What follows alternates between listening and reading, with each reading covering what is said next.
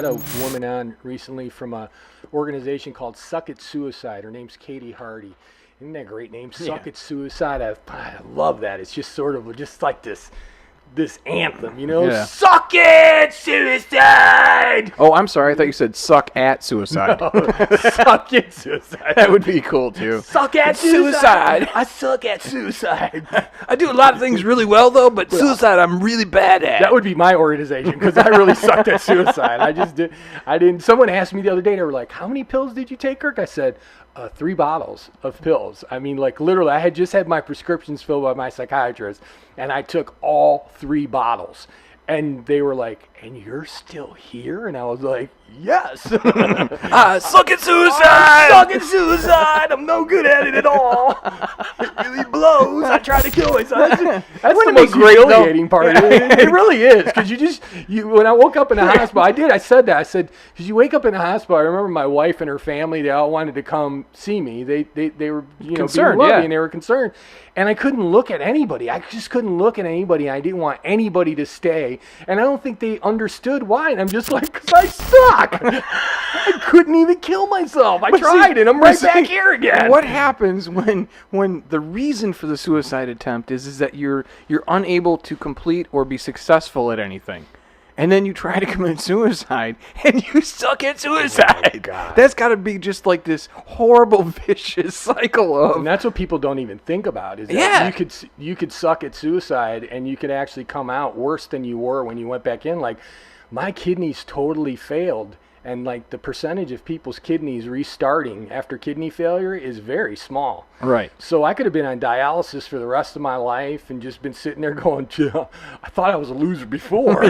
But now I'm peeing in a bag and I'm peeing through a machine, and I'm just like, wow. I mean, imagine. I think that's actually one of the things that kind of isn't spoken a lot about. Well, people don't talk about that. The feeling of failure when you fail at suicide. That's why the percentages of people trying suicide over and over and over again is really high, because people, if you don't succeed at it, the shame and the horrible feeling that you have that you weren't able to succeed at it. I would have done it again. If it wasn't for some people saving me, like you, and people that really brought me back out of that, because people that loved me didn't know how to deal with it, and they just left me in a room alone again. And which is absolutely the perfect thing to do, right?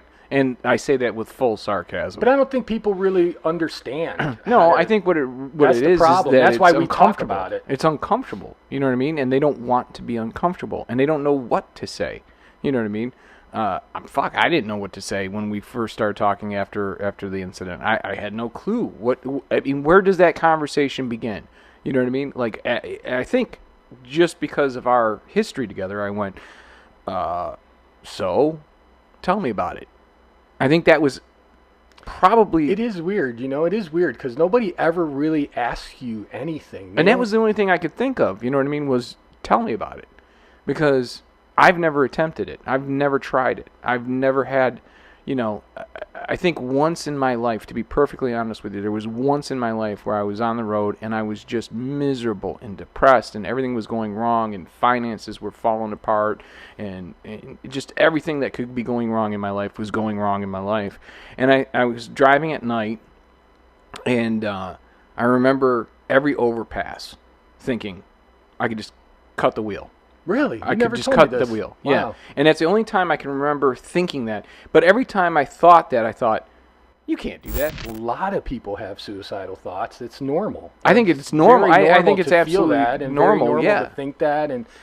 But it's what that voice is and how abrupt it puts the other one in place. When it becomes dangerous is when that voice becomes overpowering and all-consuming. And for me, after my accident and my brain chemistry changed, I've said this a number of times, that other voice disappeared, and all I was hearing was the one voice saying cut the wheel. That's all I was hearing all the time, constantly. I can appreciate that. And after a while, that's all you're hearing. That madness just becomes overwhelming, and that overwhelming fear and despondency and not being able to find a way to shut that voice off turns to a lot of other things like drinking and drugs and everything else that people do, and then that spirals into a lot of other things. So I do have a question on this, actually, one that I don't think we've ever actually talked about. The actual moment when you picked up that first bottle of pills and you thought, yeah, this is what I'm going to do. This is how I'm going to do it. Like, was there any hesitation, or was it just oh, thank God I've got 3 bottles of pills, or did you like get halfway through the second bottle and like, I'm full, I can't take another pill, or yeah, one more, or you know what I mean? Like, what was that thought process?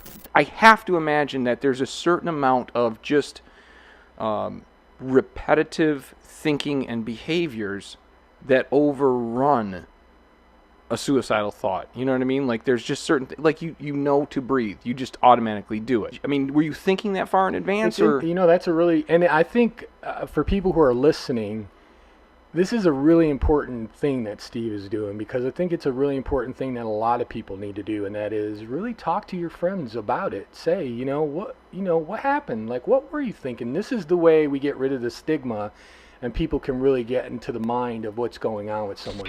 All right, thanks for watching and listening to Nothing Sacred. I'm Kirk Nolan. And I'm Steve Brewer. And we will see you all on the flip side. Love you all. You just gotta pick up the phone, call somebody, and just make sure that you don't get to the place where I got to.